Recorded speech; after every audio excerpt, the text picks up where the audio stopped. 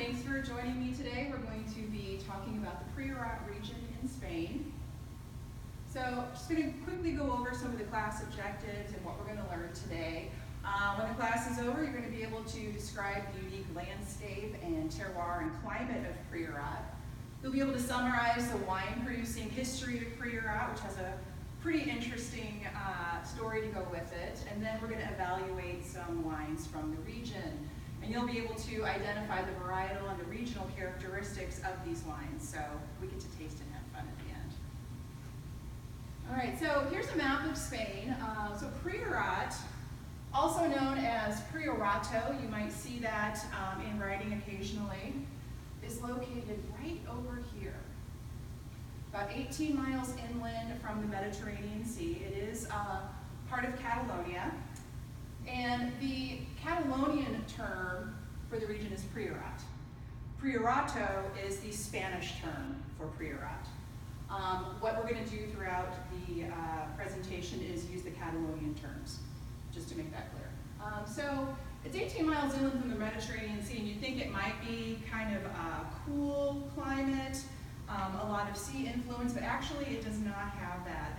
It's a very mountainous region. So the mountains tend to block all of those humid, damp sea airs that blow in, and it's actually quite a continental climate. They have hot, dry summers, and they have windy and cold winters. They actually have quite a bit of snow in the vineyards in the wintertime. And there's around 4,700 acres under vine, which is really, really small. Good comparison would be Rioja up here. They have over 150,000 acres under vine. So just to give you an idea of the size of the region. And it is also one of Spain's 2 DOC zones. Can anybody tell me what the other one is? It starts with an R. Rioja, yes, thank you. So those are the top level quality zones in the region of Spain. But also, we'll use DOQ, and you're going to see that on the wine labels. Again, in Catalan, Denominació d'Origen Qualificada. So you'll see DOQ on a Priorat label as opposed to DOC, which you might see on a Rioja label. Okay, so I'm going to summarize the history very briefly. So the Romans always were planting and growing grapes and making wine, as they did all over Europe. But the first winery was founded by the Carthusian monks in 1163. And these are some of the ruins right here of Scaladi, which was the monastery. So there's a great little story that goes with it. There was a shepherd boy who was out with his flock one night, and he had this amazing vision of these celestial angels coming down on this ladder from the heavens right down to this spot. So he told his local priest or local minister about his vision, and then the next thing you know, they sent some monks from France, which were the Carthusian monks, to say, oh, we have to start a priory here. So they did. And they also brought with them their winemaking and wine growing knowledge as well. And Priorat actually directly translated means priory. So these are, whoops.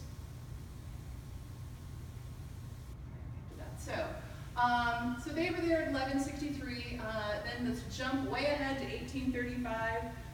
Political reasons and whatnot, the priory was abandoned and it was burned by the local people. This is what's left and sold to merchants. Then in 1868, we all know phylloxera hit France and how quickly that spread like wildfire and wiped out France and then the rest of Europe.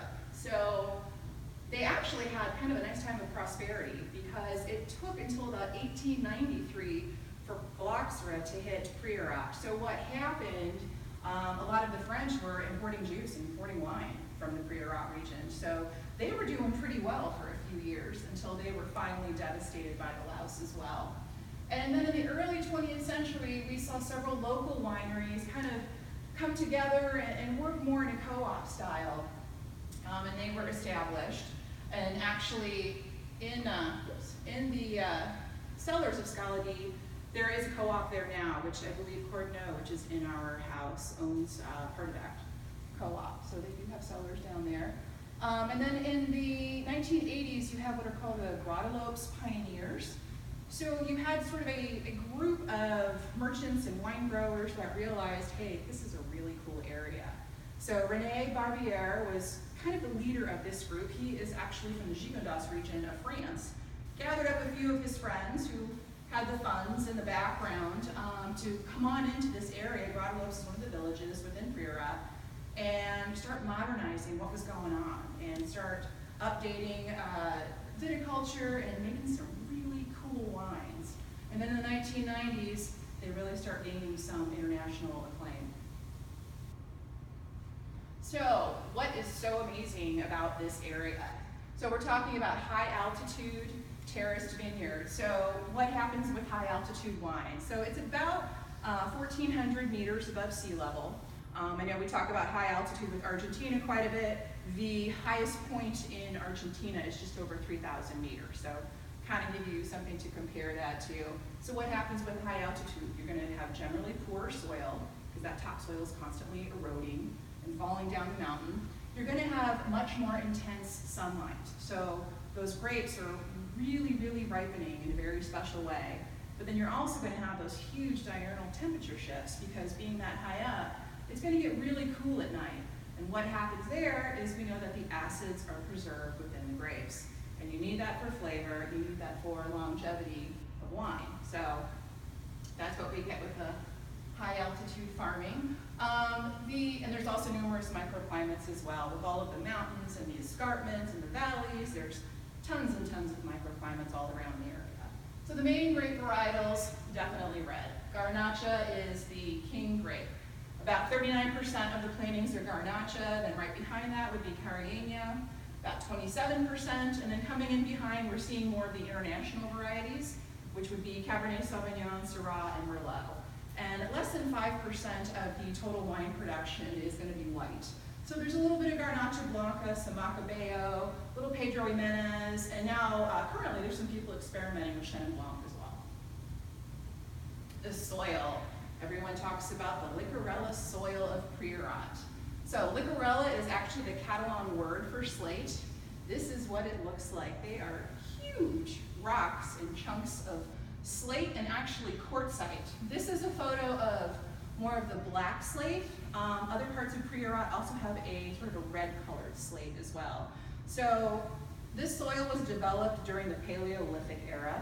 And what it's made up of, it's very rocky, it's porous, it's going to be free draining. So what does this do with the roots? It forces those roots to go really, really deep to find those pockets of water. They go up to 25 meters searching for water and for nutrients, which also we know promotes low yields. So better concentration in grapes. And then also from that slate and the quartzite, we're getting mineral and sort of slate-like nuances that are imparted into the wine as well. And I thought this was a great photo. You can see all of that Licorella soil, and then they also build walls with that slate as well. And then these guys are harvesting over here, the dark Garnacha grapes. So their average harvest is about 1.2 tons per acre. So to put that in perspective, in Napa, their average harvest is about, for Cabernet Sauvignon, is about 4 to 4.5 tons per acre. So this is a really, really, really low harvest. And they typically have to harvest by hand. All those terraces and slopes and mountains, you can't get tractors in there, so a lot of it's done by the local people with donkeys, mules, and the tractors that they do have are generally just really small. They almost look like little home tractors or lawnmowers, kind of hauling stuff around. And then here we have what I thought was kind of an interesting shot. We see the grapes over here. They're getting ready to go through the sorter. And I love these buckets. They're just small handheld buckets. Reminds me of the buckets I have in my backyard for my garden. So these are just local people coming in, harvesting, these very small yields of grapes. But then this shot here I thought was so interesting. With all of the sort of new technology that's come in, you can see obviously the stainless steel, but then next to an old stone and brick wall. So it's really a place of modernity, but with tradition all blended together to make some really interesting wines. I did want to point out, they do have some of the same aging laws as Rioja, although you tend not to see it nearly as much as you do on the Rioja line. So Crianza is going to be aged in oak for 6 months, and then 18 months in bottle, Reserva aged for 12 months in oak. then 24 months in bottle, and the Grand Reserva and oak for 24 months and 36 months in bottle. And they tend to use small French oak barrels, which is very common. All right, so let's taste some wine. So on your left, and these wines are, I think, really interesting, because I think what you're going to see, one is done in a somewhat traditional style, and then the other one, I think, clearly reflects sort of these modern ideologies and modern techniques that we see coming into the region. So on your left, we have the Mamolala from Marco Beo. This family has been in the Priorat region since the 15th century. I believe they're on about 4th generation concurrently of winemakers. So mostly Grenache, which, as we discussed, is the king of grapes there. A little Carignan, and then some Cab and Shiraz.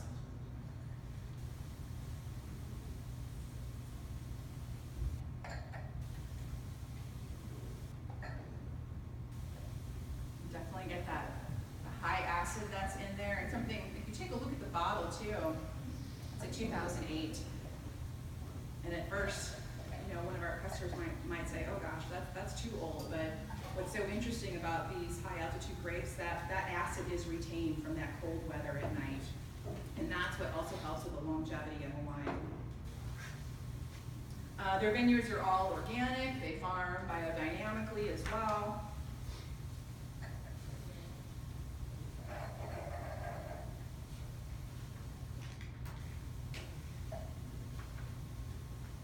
And then on your right, from Grand Clos, this was a winery that was founded in 1995, so definitely one of the newer wineries. We've got the Lamine. And this one is 50% Grenache, 25% Carignan, and 25% Merlot.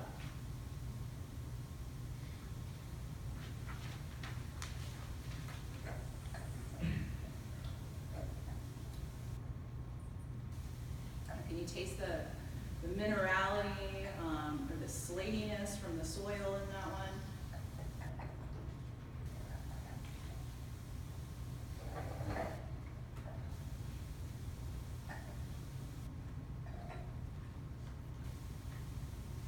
They're two very different styles.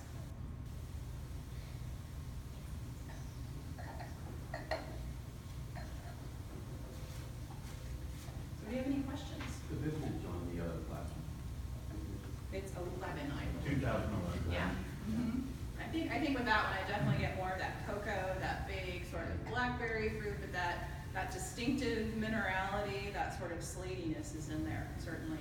And on the label, too, you'll notice in the whole area, there's so many ruins and that were sort of similar to the monastery, the priory that I showed you, and that's something that's in the area where the winery is located. And then, Lori, I've noticed on the Marco Abella that it says Priorat. Yes. Spain. So what's Priorat? There are 12 villages within Priorat, and there are, I believe, about 4 or 5 that are specifically noted as, you almost want to call it a single village wine. So they are making clear to you, to the consumer, that, hey, we're in Priorat, and that is considered one of the top winemaking villages within Priorat. Gradalos is one, Scaldi. In your opinion, what would you pair these wines with? Well, I think Lamine, certainly with definitely some roasted meats, really, really big, rich, hearty stews. The Marco Beo, to me, it's a little bit lighter. The acid definitely comes through. I think you could still do some rich meats, but maybe something a little subtler, possibly pork tenderloin, something like that. I mean, that's a little bit lighter. Maybe roasted chicken, that might work. Any other questions? Yeah, no, they're both finished in French oak. Yes. Is that traditional for the region? Because a lot of times in real you see American oak. Do they use American oak at all? I don't think so. Not much. Everything I found was about French oak. All right. Okay, well, thank you for coming today.